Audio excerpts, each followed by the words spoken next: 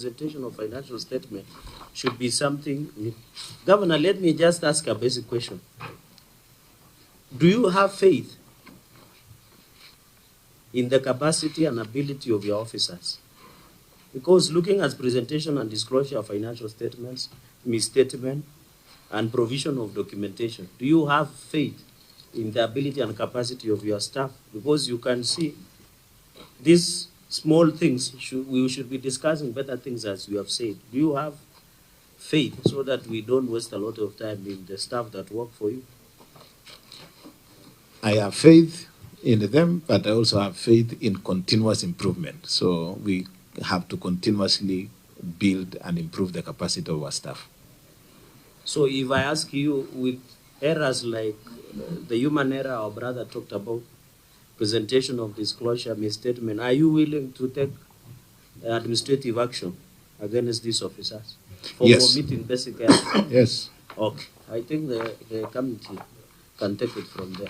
I think, honorable members, we, as I said earlier, we have had this problem with not just this fund, we have had it with the FIF and even the other funds. And Governor, you promised that you are going to do an improvement. And CEC, you also promised us. So I think we do not want a repeat of this in the next engagement we are going to have for 2024-2025. Otherwise, the committee is still left with the decision to make as to what they are going to do to the accountants involved.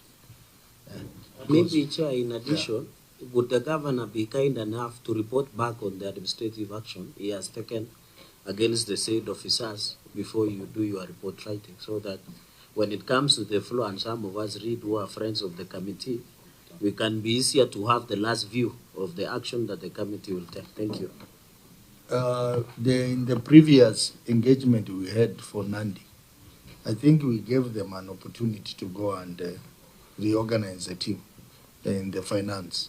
And that reorganization, I think we give them a chance to prove, so that in the next financial year, 2024-2025, if this recurs, then we will know that very little was done.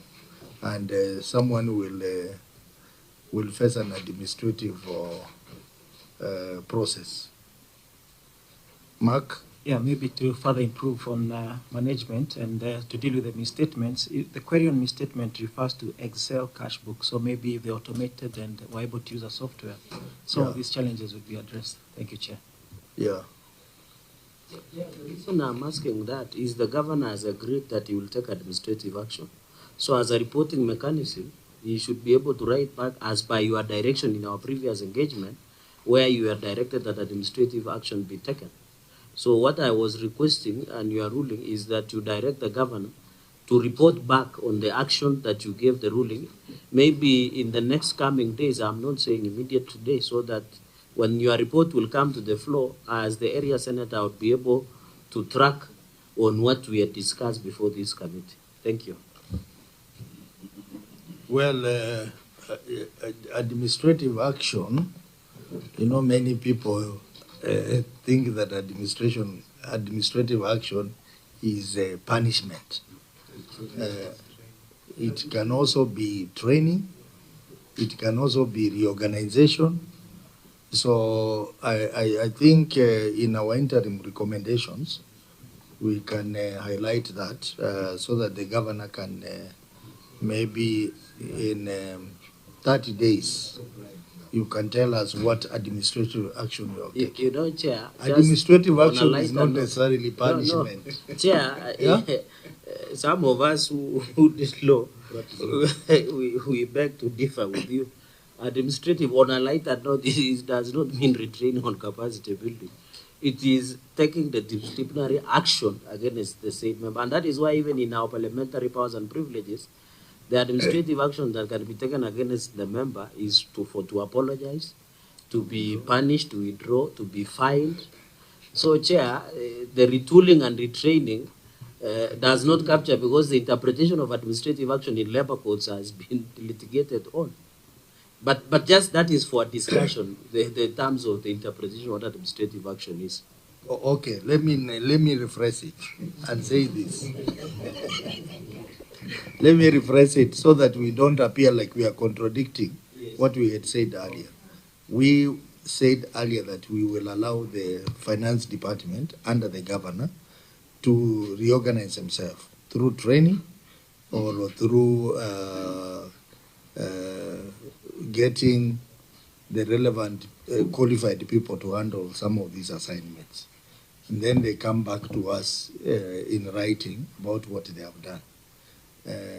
I do not want to go into the aspect of administrative action because we have said the committee is going to make a decision on the issue of the accountants and section 62. Yeah, so I don't want to preempt what the committee is going to say. I don't want to defy your ruling, but you know you are a very good neighbor. Yeah. Vihiga is neighboring Nandi. When you use the word that they might be unqualified people in office, I get worried. And you know, my people are well learned. In fact, among our subtribe, our community leads in most of the brilliant professionals.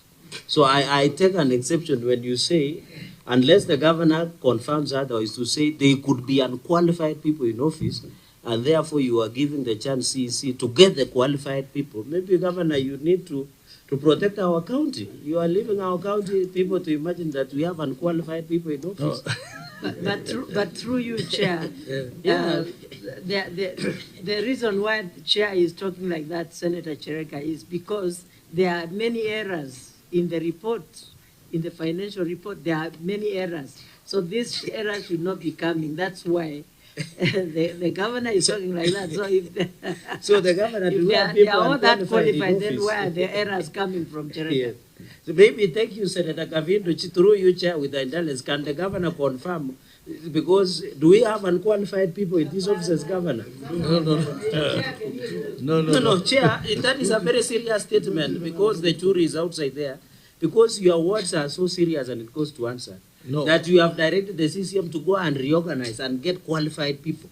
So the reverse of that statement is the unqualified people that are committing these errors. You see, as we have seen, you remember in the other report we did, yes, when we asked who is the accountant who signed, most of them were qualified ISPAC members. Yes. Qualified. But in the previous presentation by CEC, he indicated that they have a shortage. So they will try to see how to manage the few people they have and see how they can be reorganized so that we do not have these issues happening. So we agree with you, Chair, in my own interpretation that we have seen in both FI and Education Bursary Fund are professional misconduct because we have people who are qualified in office. They were just derelicting it. He will take administrative action. Then the committee will also give direction on that matter. The governor has been on record. But for the purposes, we have so many qualified people from my county. Let's leave it there because we have said we are going to make a decision. But I can see the governor wants to say something. So, don't block Chair, the Senator of Nandi has made, I rarely agree with him, but he has made a good defense of the county. So, and our... For once, the governor is smiling. So I agree. We have qualified people. I think, as I have indicated, administrative action includes what you said as chair, but also what Senator Chimera and Senator Cherargei have said. So we are properly guided, Chair. Okay. Let's proceed to the next query. Unsupported committee seating allowance, auditor.